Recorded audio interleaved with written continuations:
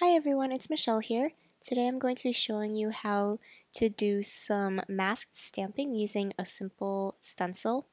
So to start off, I pulled out some gray cardstock, which is going to be my card base, and I have half a sheet of 8.5 by 11 paper here cut on the long edge, and I'm just gonna score this at 5.5 inches so that the folded card will measure 4.25 by 5.5 inches. And I'm using my mini scoring board to do this and a bone folder.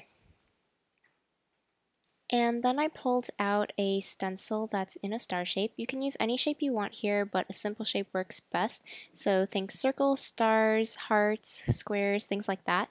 And you're going to need the positive part of a stencil for this, so you can see how I have the actual shape and not just the cutout of the shape. And I sprayed some Easy Tack on one side of the stencil, which I do with all my stencils, and this will just help it to stay stuck to my cardstock and not move around while I do some stamping around it. So I'm just sticking that down directly onto my card base. And by the way, I'll make sure to link you to a tutorial of how I cut my stencils at the end of this video. So then I pulled out this Petal Pusher stamp set from the Alleyway Stamps, which has a bunch of flowers that I'm going to use, and I pulled out all of these bright and colorful inks that I'm going to be using with these stamps. I chose to go for a really colorful kind of pattern today, but you can also do a monochrome effect, which would also look really nice, but I just wanted to bring out all these colors because this is going to be kind of like a celebration card, so I wanted to make it as happy and fun as possible. So I pulled off a bunch of stamps from that stamp set I showed you, and I tried to stick to the ones that had a lot of solid stamping on it. So stamps with outlines don't work as well because you want as much ink to go down along that edge as possible, and this will help to define the edge really well. So I'm just going to go ahead and stamp all of these in different colors, trying not to put two colors too close to each other, just to keep it really colorful. And in between each ink color, I'm wiping my stamps with a baby wipe and then also stamping it off onto a scrap piece of paper on the side just to make sure that all the ink is really off so that the colors don't transfer between stamping. So you can see how I'm really concentrating my stamping along the edge, trying to make sure that all of the corners are really well defined, and that'll make sure that you can see your shape really well.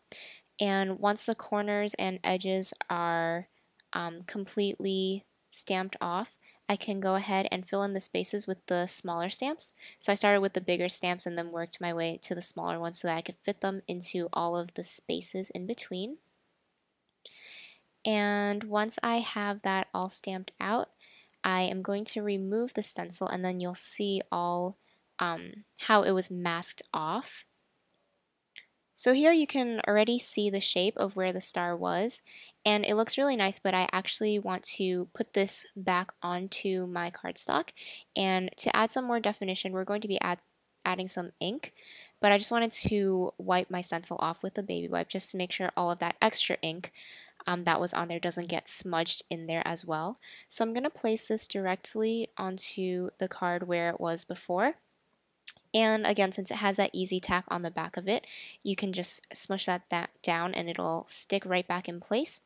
So now I brought out my ink blending tool and a really light pink distress ink. This one is Spun Sugar, but you just need any kind of light ink that will match well with your card. I chose pink because I'm going to be bringing in some more pink elements later.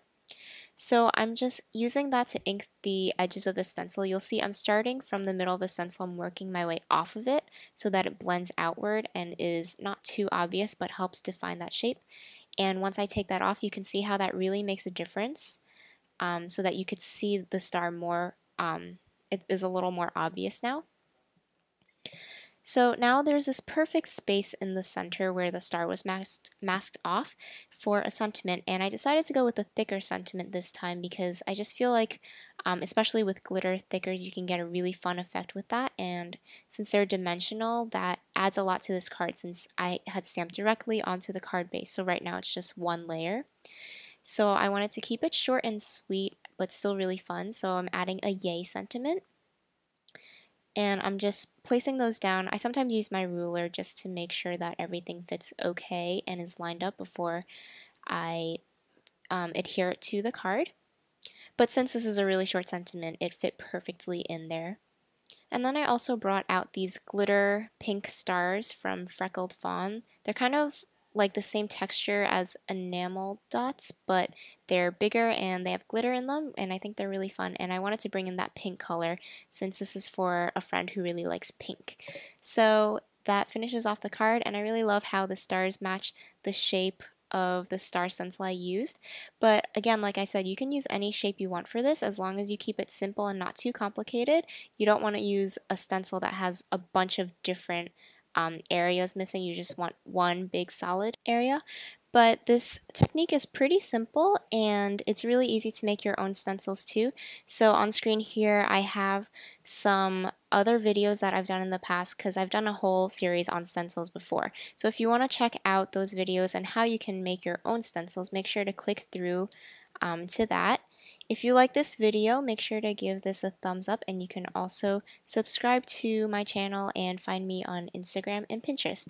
Thank you so much for watching, and I hope to see you again soon.